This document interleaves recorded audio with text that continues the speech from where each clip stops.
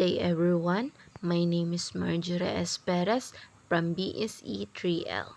My topic is all about 4 types of conflict. Before we start to our discussion, let me first introduce the 4 types of conflict. First, interpersonal. Second, intrapersonal. Third, intergroup. Fourth, intragroup. So let's proceed to the first one, which is interpersonal conflict.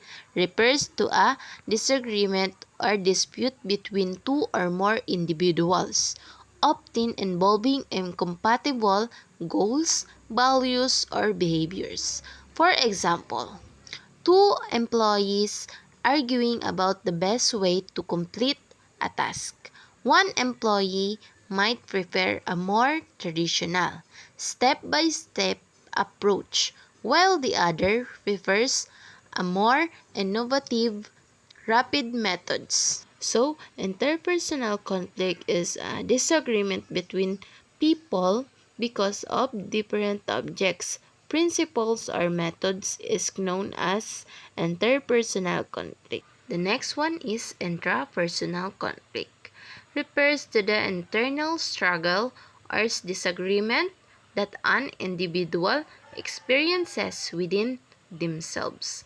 For example, choosing between two desirable options, struggling with a moral dilemma, or facing competing demands and different rules. So, intrapersonal conflict is an internal fight that frequently involves decisions, values, or obligations, known as intrapersonal conflict.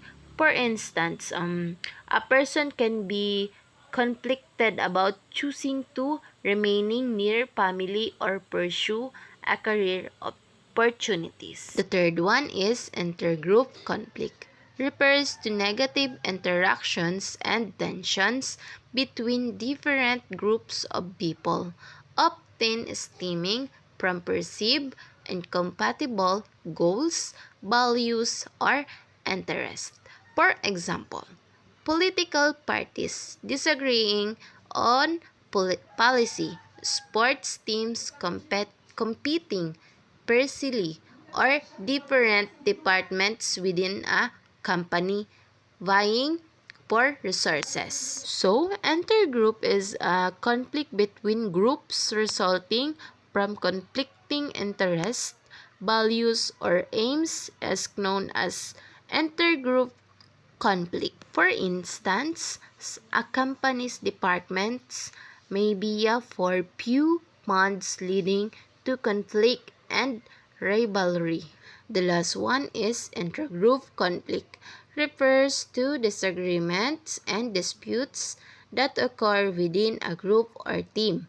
For example, disagreements about work tasks, communication styles, or personality clashes, all of which can hinder team performance and cohesion. So, intragroup conflict is that develops within a group, frequently as a result of differences in positions, personalities, or ideas, is known as intragroup conflict. That will be all of my discussion. Thank you for listening.